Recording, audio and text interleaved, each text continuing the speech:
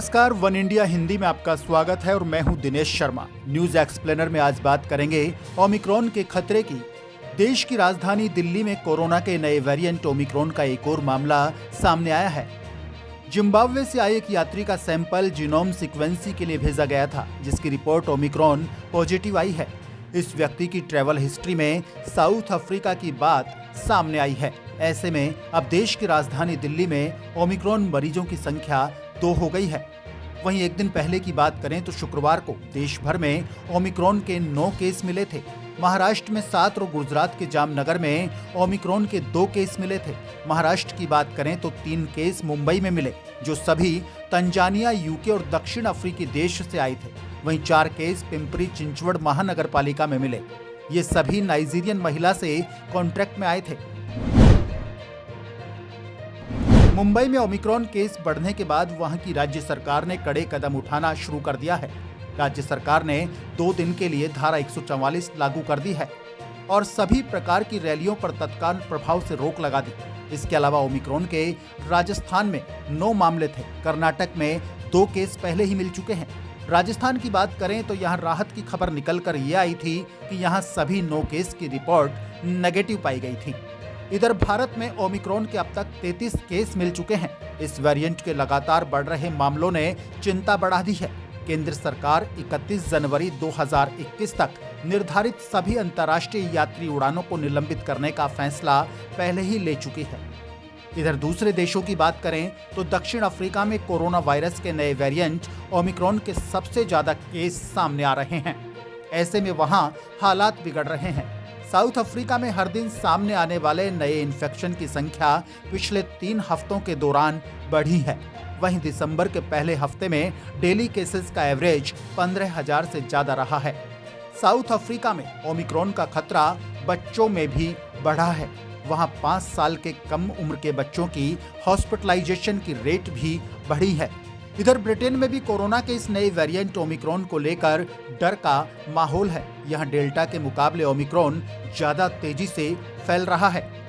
वहीं कोरोना के नए वेरिएंट ओमिक्रॉन को लेकर WHO ने नई चेतावनी जारी कर दी है। WHO ने अपनी इस चेतावनी में साफ शब्दों में कहा है कि यदि कोरोना के इस नए वेरिएंट को लेकर लापरवाही बरती गई तो ये जानलेवा साबित हो सकता है। गौरतलब है कि 24 नवंबर को साउथ अफ्रीका में ओमिक्रॉन का पहला केस मिला था और अब यह भारत समेत दुनिया के 59 देशों में फैल चुका है। आइए अब जरा WHO की उस चेतावनी को जानते हैं जो उसने ओमिक्रॉन को लेकर जारी की है। विश्व स्वास्थ्य संगठन ने साप्ताहिक महामारी विज्ञान रिपोर्ट में कहा है कि ओमिक्रॉन दुनिया के 59 से ज्यादा देशों में पहुंच चुका है और आगे भी इस वायरस के तेजी से फैलने की आशंका है। WHO ने कहा है कि कोरोना के इस नए वेरिएंट के केस बढ़ने से दुनिया में मरीजों की अस्पताल में भर्ती होने की दर भी बढ़ने की आशंका है। विश्व स्वास्थ्य संगठन ने अपनी रिपोर्ट में कहा है कि फिलहाल शुरुआती आंकड़ों में मौत का खतरा भले ही कम दिखाई दे रहा हो, लेकिन इस वायरस के ज्यादा तेजी से फैलने से हॉस्पिटलाइजेशन रेट बढ़ेगी। आपको बता दें कि 24 नवंबर को जब साउथ अफ्रीका में ओमिक्रॉन का पहला केस मिला था, उसके 2 दिन बाद 26 नवंबर को WHO ने इसे वेरिएंट ऑफ कंसर्न डिक्लेयर करते हुए सभी देशों को इस नए वेरिएंट से सतर्क रहने की अपील की थी।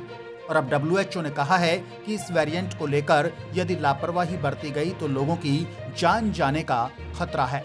एक्सपर्ट्स का ये भी कहना है कि किसी भी व्यक्ति के कोरोना के इस नए वेरिएंट से संक्रमित होने के बाद ठीक होने में लंबा समय लग सकता है और सही होने के बाद भी उन्हें पूरी तरह से रिकवर होने में और समय लग सकता है। एक्सपर्ट्स का ये भी कहना है कि ओमिक्रॉन वेरिएंट संक्रमित व्यक्तियों के सही होने के बाद भी उनमें कुछ ऐसी बीमारियां हो सकती हैं जो उनको ताकत के हिसाब से कमजोर कर सकती हैं। हालांकि इस बीमारी को लेकर अभी एक्सपर्ट्स और ज्यादा स्टडी में लगे हैं। एक्सपर्ट्स के मुताबिक साउथ अफ्रीका से सामने आ रहे शुरुआती डेटा से इस बात का खुलासा होता है कि ओमिक्रॉन से रीइंफेक्शन का खतरा ज्यादा है। हालांकि इसे लेकर अभी स्टडी पूरी नहीं हुई है। कोरोना के इस नए वेरिएंट के अब तक सामने आए केसेस की स्टडी से इस बात का खुलासा भी हुआ है कि डेल्टा वेरिएंट की तुलना में इससे बीमार होने वालों में गंभीर लक्षण कम दिखाई देते हैं। WHO ने इस री इन्फेक्शन के खतरे को लेकर कहा है कि ओमिक्रॉन में मौजूद म्यूटेशन के कारण एंटीबॉडी बनने का प्रोसेस कम हो सकता है, जिससे नेचुरल इम्यूनिटी से होने वाली सुरक्षा कम हो सकती है। ओमिक्रॉन पर वैक्सीन के असर की बात करें तो WHO ने कहा है कि इसे बेहतर तरीके से समझने के लिए डेटा पर और ज्यादा स्टडी की जरूरत है। WHO ने यह भी कहा है कि ओमिक्रॉन पर वैक्सीन के प्रभावों का भी आकलन किए जाने की जरूरत है। इसके बाद ही पता चल सकेगा कि क्या इस वायरस से लड़ने के लिए किसी एडिशनल वैक्सीन डोज की आवश्यकता होगी या फिर नहीं। WHO ने ओमिक्रॉन के खतरे को कम करने के लिए दुनिया के सभी देशों की सरकारों और लोगों से सावधानी रखने की अपील की है। WHO ने सभी देशों से वैक्सीनेशन रेट बढ़ाने के लिए कहा है, साथ ही सोशल डिस्टेंसिंग, मास्क और सैनिटाइजर का उपयोग बढ़ाने पर भी जोर दिया है।